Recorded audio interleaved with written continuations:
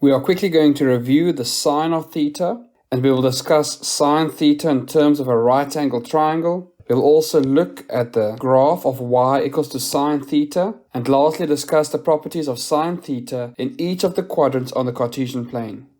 First, let us look at the ratio of sine theta in a right angle triangle. The ratio of sine theta is the length of the opposite side divided by the length of the hypotenuse side. So it will be opposite divided by hypotenuse.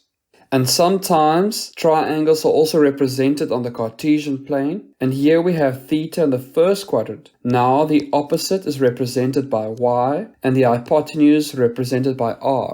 So in this example, sine theta would be equal to y over r.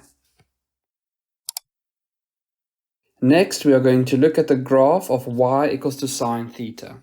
So here we have y is equals to sine theta for all the values of theta between 0 degrees and 360 degrees. Notice that the base graph reaches a maximum of 1 at 90 degrees and a minimum of -1 at 270 degrees. Also, y equal to sine theta is equal to 0 at 0 degrees, 180 degrees, and 360 degrees.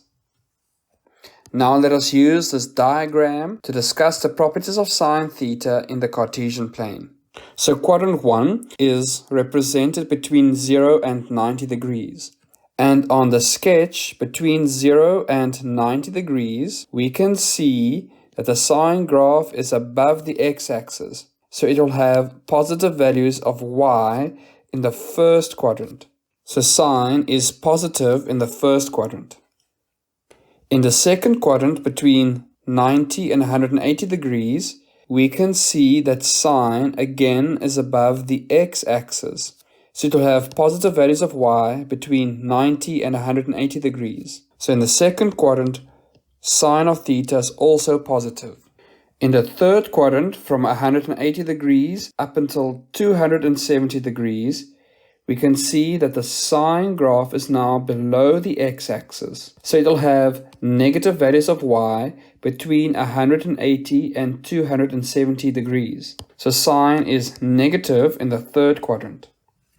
And in the fourth quadrant, between 270 degrees up until 360 degrees, we can see that the curve of sine theta is still below the x-axis. So it will have negative values of y between 270 and 360 degrees. So sine is negative in the fourth quadrant.